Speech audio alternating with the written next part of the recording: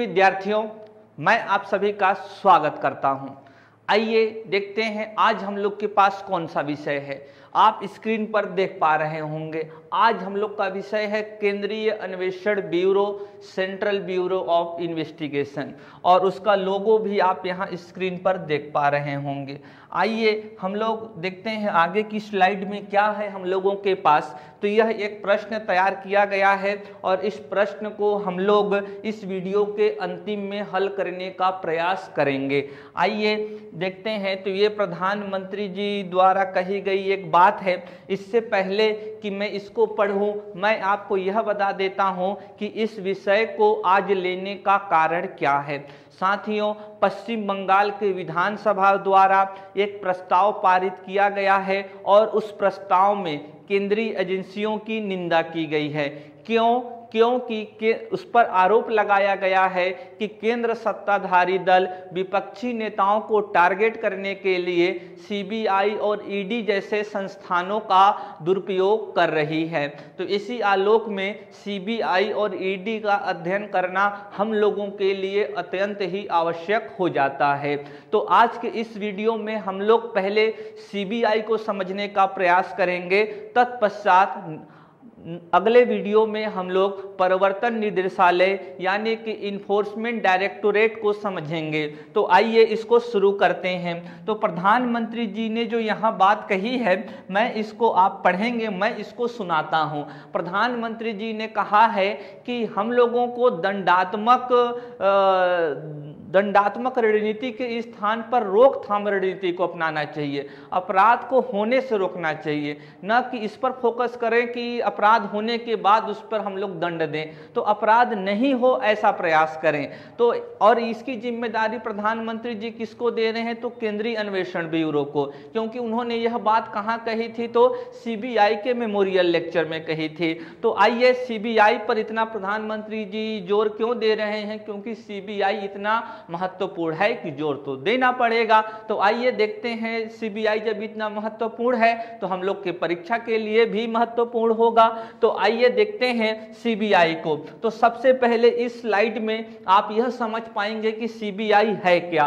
तो सीबीआई का पूर्ण रूप आप देख रहे हैं, सेंट्रल ब्यूरो ऑफ इन्वेस्टिगेशन, और इसका हिंदी नाम क्या है?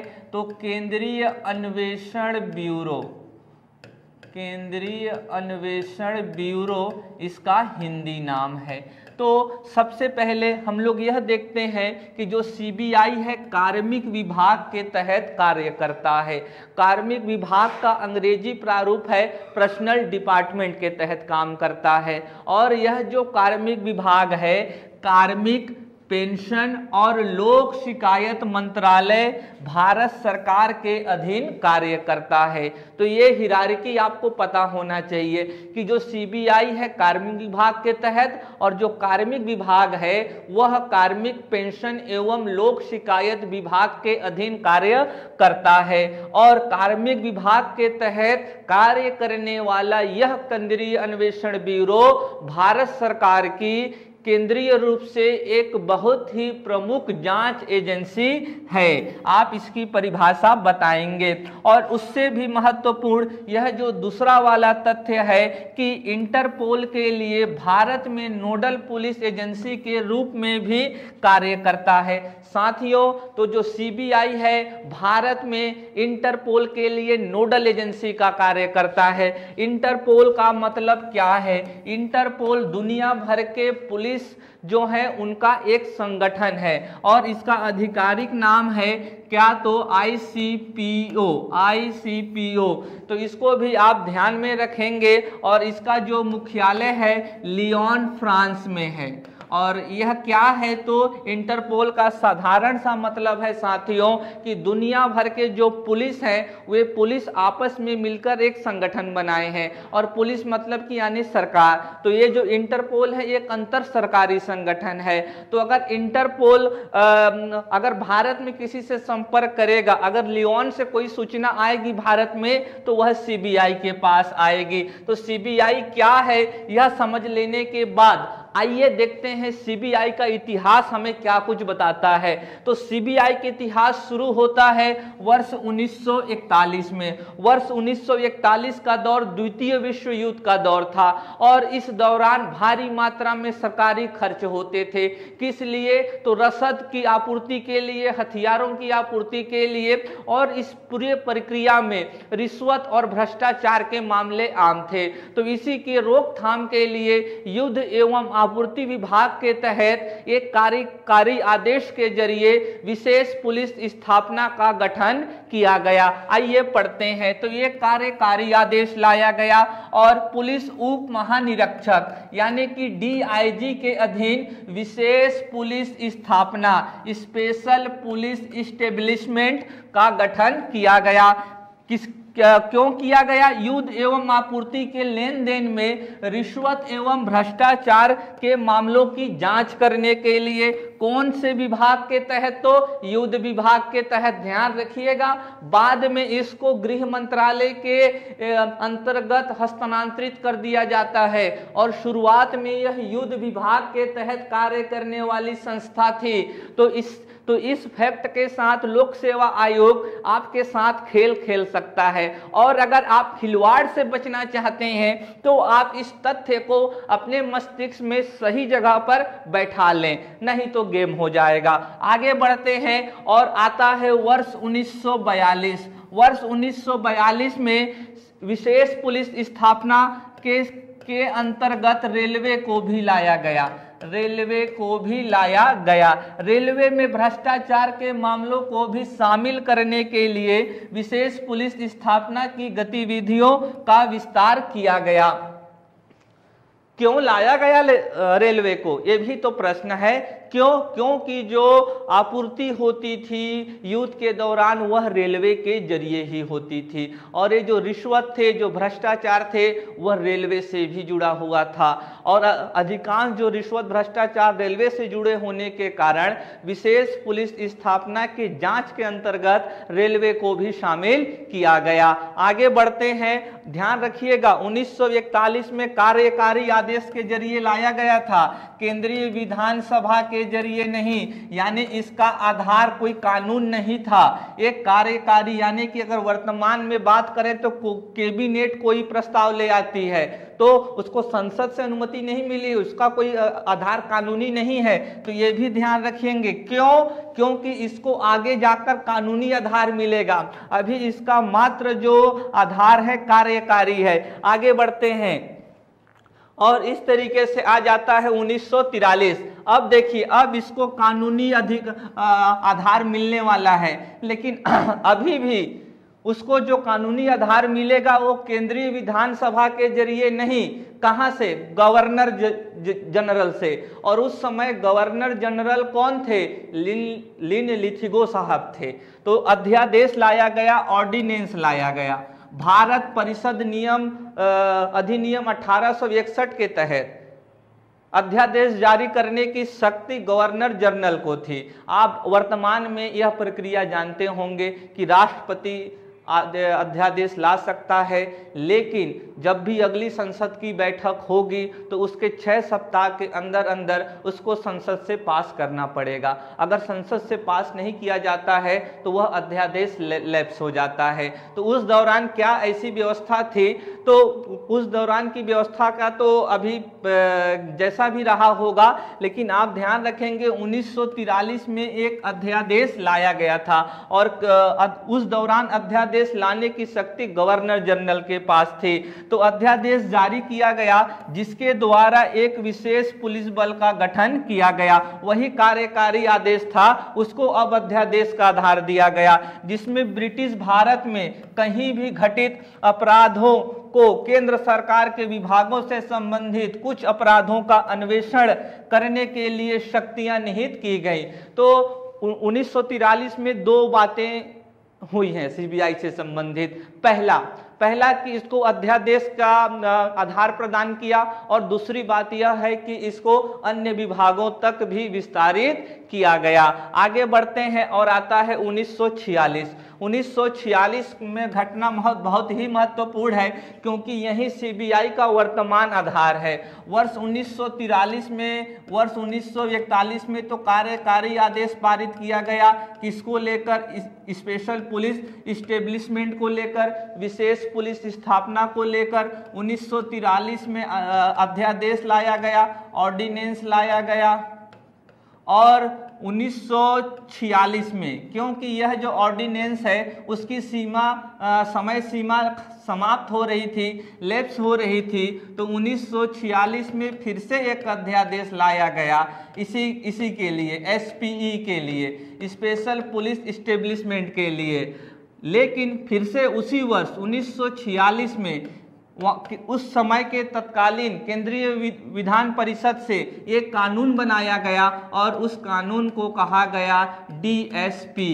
तो इसमें डी पहले जोड़ दिया गया, Delhi special police establishment act 1946, और यही कानून वर्तमान सीबीआई का आधार है। अगर आपसे पूछा जाएगा कि वर्तमान सीबीआई का आधार क्या है, तो आप बताएंगे दिल्ली विशेष पुलिस स्थापना अधिनियम 1946। तो आगे बढ़ते हैं, यही वर्तमान सीबीआई का आधार है, इसको अपने मस्तिष्क में जरूर रखें आप। विशेष पुलिस स्थापना का अधीक्षण गृह विभाग को सौंप दिया गया। 1941 में जब वह कार्यकारी आदेश के जरिए आया था, तो वह युद्ध एवं आपूर्ति विभाग के तहत कार्य करता था। लेकिन 1946 में डीएसपी एक्ट 1946 के तहत अब इसको युद्ध एवं आपूर्ति विभाग से स्थानांतरित करके गृह विभाग को सौंप दिया गया था। तो वर्तमान में सीबीआई कौन से विभाग के तहत कार्य करती है? तो आप बताएंगे गृह विभाग, होम मिनिस्ट्री के तहत कार्य करता है। भारत सरकार के सभी विभागों को शामिल करने के लिए इसके कार्यों का विस्तार किया गया, और 1946 में इसका विस्तार भारत सरकार के उस दौरान के केंद्रीय सरकार के सभी विभागों तक इसका विस्तार कर दिया गया। तो वर्ष 1946 में 3 घटनाएं महत्वपूर्ण है सीबीआई से संबंधित। पहला तो यह है कि दिल्ली विशेष पुलिस स्थापना अधिनियम 1946 लाया गया, जो वर्तमान सीबीआई का आधार है। दूसरी बात यहां पर यह है कि इसका विस्तार सभी विभागों तक कर दिया गया, और तीसरी बात यह है कि आप यहां देख रहे हैं कि इसको युद्ध एवं आपूर्ति विभाग से हस्तांतरित करके गृह विभाग को सौंप दिया गया। आगे बढ़ते हैं और देखते हैं इसके शक्ति और विस्तार को, क्योंकि इसको भी समझ लेना अत्यंत ही महत्वपूर्ण मुझे जान पड़ता है। और क्यों जान पड़ता है? क्योंकि वर्तमान विवाद इसी को लेकर है। आइए पढ़ते हैं, केंद्रीय अन्वेषण ब्यूरो को अन्वेषण करने की शक्ति दिल्ली विशेष पुलिस स्थापना अधिनियम 1946 से प्राप्त होती है। जी हां, आज भी सीबीआई जो जांच कर रही है उसका आधार यही है। क्या? दिल्ली विशेष पुलिस अधिनियम 1946, यही देख रहे हैं जो आप। आगे बढ़ते हैं, अधिनियम की धारा 2 दिल्ली विशेष पुलिस स्थापना को केवल संघ शासित क्षेत्रों में ही अपराधों का अन्वेषण करने का अधिकार देती है। तो साथियों, ये बहुत ही महत्वपूर्ण तथ्य है कि जो दिल्ली विशेष पुलिस स्थापना अधिनियम 1946 है, वह केंद्र सरकार के सभी विभागों और संघ शासित प्रदेशों में जांच करने के लिए निर्बाध रूप से अधिकार प्रदान करती है। लेकिन राज्यों के लिए क्या है? आइए पढ़ते हैं तो देखते हैं। यद्यपि अधिनियम की धारा 5(1) के तहत केंद्र सरकार द्वारा रेलवे एवं राज्यों सहित अन्य क्षेत्रों में अधिकार क्षेत्र का विस्तार किया जा सकता है, बेशर्ते राज्य सरकार अधिनियम की धारा 6 के तहत सहमति प्रदान करे। तो यह व्यवस्था वर्तमान में भी है और उस समय भी थी जब यह अधिनियम बनाया गया था। अगर प्रांतों और राज्यों में अगर जांच करना है तो उसके लिए उस प्रांत या उस राज्य की पूर्व सहमति आवश्यक है। उदाहरण के लिए अगर आज छत्तीसगढ़ में किसी घटना की सीबीआई को जांच करनी है तो उसके लिए छत्तीसगढ़ पुलिस और छत्तीसगढ़ सरकार की सहमति सीबीआई को लेनी पड़ेगी, तभी आकर वो यहाँ जांच कर सकती है। अभी यह प्रश्न उठता है कि क्यों छत्तीसगढ़ पुलिस और छत्तीसगढ़ सरकार इस मामले को केंद्रीय अन्वेषण ब्यूरो को हस्तांतरित करेगी। तो साथियों, आप जानते हैं जब कोई केस बहुत ही जघन्य होता है, जब सरकार पर मीडिया का प्रेशर होता है, जब कोई केस हाई प्रोफाइल होता है, तो सरकार पर दबाव होता है कि वह मामले को केंद्रीय अन्वेषण ब्यूरो को हस्तांतरित कर दे। क्योंकि जो केंद्रीय अन्वेषण ब्यूरो है उसके पास संसाधन अधिक हैं, उनका प्रशिक्षण बेहतर है, उनके पास तकनीक ज़्यादा है, उनके पास और भी जो जरूरी चीज़ें हैं एक जांच में लगती है वे ज़्यादा हैं। तो इसीलिए वह जो उनकी जांच है वो ज़्यादा प्रभावी मानी जाती है। तो इसीलिए मीडिया प्रेशर बनाती रहती है सीबीआई को, या जो विक्टिम होता है वह सदैव सरकार से आग्रह करता है, निवेदन करता है कि आप मामले को सीबीआई को भेज दीजिए। यहाँ पर एक महत्वपूर्ण बात यह है कि राज्य सरकार पर यह भी आरोप लगता है कि पक्षपात हो सकता है, तो इसीलिए पक्षपात के शक को भी हटाने के लिए सीबीआई को मामले हस्तांतरित किए जाते हैं। आगे बढ़ते हैं और ये भी हम लोग जान लेते हैं, अधिनियम की धारा 3 के अनुसार विशेष पुलिस स्थापना केवल उन्हीं मामलों के अन्वेषण करने के लिए अधिकृत है जिन्हें केंद्र सरकार द्वारा समय समय पर अधिसूचित किया जाता है। इसका कहने का अर्थ यह है साथियों कि अभी जो सीबीआई था उस तत्कालीन समय में वो उसका ज़्यादा जोर रहता था रिश्वत और भ्रष्टाचार पर, लेकिन वर्तमान में देखेंगे तो सीबीआई के जो अधिकार क्षेत्र है वो अत्यधिक विस्तारित हो चुका है। अब इसके अंतर्गत न सिर्फ रिश्वत और भ्रष्टाचार हैं, वित्तीय मामले भी हैं, आतंकवाद भी है, अवैध तस्करी भी है, तो सारे भी मतलब इसके जो अधिकार क्षेत्र हैं बहुत ही ज़्यादा विस्तारित हो गए हैं। और इसको अधिकार क्षेत्र को विस्तारित करने का कार्य कौन करेगा, तो आप यहाँ देख रहे हैं इसका जो धारा 3 है अधिनियम का, किस अधिनियम का, तो Delhi special police establishment act 1946, और यही सीबीआई का आधार है। इसका धारा 3 कहता है कि केंद्र सरकार को अधिकार है कि वह सीबीआई के कार्य क्षेत्र को विस्तारित कर दे। अब आ जाता है वर्ष 1963। वर्ष 1963 बहुत ही ज्यादा महत्वपूर्ण है। क्यों महत्वपूर्ण है, आइए देखते हैं। गृह मंत्रालय के दिनांक 1/4/1963 को एक संकल्प के माध्यम से दिल्ली विशेष पुलिस स्थापना को अपना वर्तमान लोकप्रिय नाम केंद्रीय अन्वेषण ब्यूरो मिला। इससे पहले वह DSPE के नाम से जाना जाता था, लेकिन वर्ष 1963 में सीबीआई इसको नाम मिला। सरकार ने यह कार्य अपने मन से किया क्या? नहीं। किसके मन से किया? संथानम समिति के सिफारिश पर।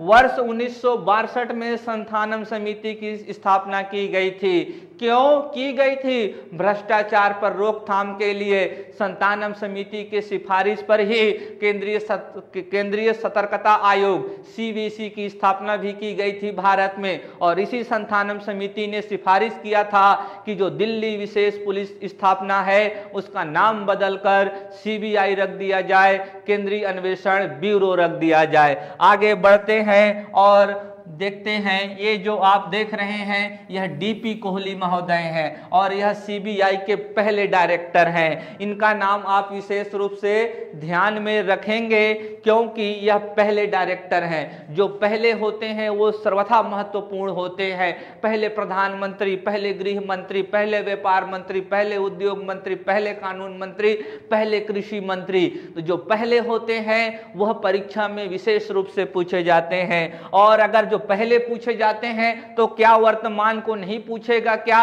पूछेगा? अतीत और वर्तमान दोनों की जानकारी होना अत्यंत ही महत्वपूर्ण है अगर समग्र आप ज्ञान चाहते हैं। तो यह CBI के वर्तमान डायरेक्टर हैं और इनका नाम क्या है? सुबोध कुमार जायसवाल जी। सुबोध कुमार जायसवाल CBI के प्रेजेंट डायरेक्टर है। आगे बढ़ते हैं और जानते हैं CBI निदेशक की नियुक्ति कैसे होती है। तो CBI निदेशक की नियुक्ति दिल्ली विशेष पुलिस स्थापना अधिनियम 1946 की धारा 4A के तहत होती है, तो यह कानूनी आधार है। और सीबीआई निदेशक की नियुक्ति के लिए नियुक्ति समिति का गठन किया जाता है। अब यह समिति है तो समिति में कुछ सदस्य होंगे, तो इस समिति में 3 सदस्य होते हैं। प्रधानमंत्री, लोकसभा में विपक्ष के नेता और भारत के मुख्य न्यायाधीश या सर्वोच्च न्यायालय के न्यायाधीश शामिल होंगे। तो सीबीआई के डायरेक्टर के नियुक्ति के लिए एक नियुक्ति समिति का गठन किया जाता है और इस नियुक्ति समिति में 3 मेंबर होते हैं। प्रधानमंत्री होते हैं, लोकसभा के विपक्ष के नेता होते हैं और यहाँ पर CGI, chief justice of India या फिर सुप्रीम कोर्ट से कोई अन्य न्यायाधीश भी हो सकता है। ये तीनों लोग आपस में मिलकर एक किसी व्यक्ति का नाम सरकार को भेज देते हैं और सरकार उस व्यक्ति को सीबीआई का डायरेक्टर नियुक्त करती है। यहाँ पर एक बात जो आपको विशेष रूप से ध्यान देना होगा, अगर आप लोक सेवा आयोग के खिलवाड़ से बचना चाहते हैं, वह यह है कि यहाँ पर लोकसभा के विपक्ष का नेता होता है, न कि राज्यसभा का। ध्यान रखिएगा। और वर्तमान में लोकसभा में विपक्ष के नेता का जो पद है वह वैकेंट है, खाली है। क्यों खाली है? क्योंकि लोकसभा में विपक्षी दल का दर्जा पाने के लिए लोकसभा के कुल सीट का 10% होना आवश्यक है और वर्तमान में वह किसी भी दल के पास नहीं है, इसीलिए यह पोस्ट खाली है। लेकिन राज्यसभा में विपक्ष दल के नेता नियुक्त किए गए हैं और वे कौन हैं? तो मल्लिकार्जुन खड़गे साहब हैं। तो ध्यान रखेंगे, सीबीआई डायरेक्टर की नियुक्ति समिति में कौन होते हैं? तो लोकसभा के विपक्ष के नेता हैं, जो वर्तमान में है ही नहीं। तो वर्तमान में डायरेक्टर के नाम का चुनाव कौन करते हैं? तो प्रधानमंत्री या फिर चीफ जस्टिस ऑफ इंडिया या फिर सुप्रीम कोर्ट से जो अन्य कोई भी न्यायाधीश आ सकता है। कौन है chief justice of India Bharat के वर्तमान में? उदय उमेश ललित जी। ध्यान रखिएगा आप लोग भी। और आइए इससे जुड़े प्रारंभिक परीक्षा के प्रश्न को हल कर लेते हैं। आप देख रहे हैं, निम्नलिखित कथनों पर विचार कीजिए। करते हैं। सीबीआई की स्थापना संथानम समिति के आधार पर की गई थी, बिल्कुल सत्य है। सीबीआई निर्देशक की नियुक्ति समिति के सदस्य लोकसभा के अध्यक्ष होते हैं, गलत है। लोकसभा के विपक्ष के नेता होते हैं, न कि अध्यक्ष, यानी कि ये फॉल्स है। इसका कार्य क्षेत्र संपूर्ण भारत में पूर्ण रूप में है, गलत है। पूर्ण रूप में नहीं है, राज्यों से अनुमति की आवश्यकता होती है, तो ये भी फॉल्स है। विकल्प देखते हैं। कथन 1 एवं 2 सही है, 2 वाला तो गलत है, ये भी नहीं होगा। कथन 3 सही है, गलत है, फॉल्स है। कथन 2 एवं 3 सही है, दोनों फॉल्स है, ये भी नहीं होगा। केवल कथन 1 सही है। हाँ, तो पहला वाला ट्रू है, यानी कि विकल्प चौथा होगा। तो साथियों, आज के लिए बस इतना ही। अगर यह वीडियो आपको पसंद आया होगा तो इस वीडियो को आप जरूर शेयर कीजिए, क्योंकि इससे इस संस्था का प्रोत्साहन होगा। तो आज के लिए बस इतना ही। धन्यवाद।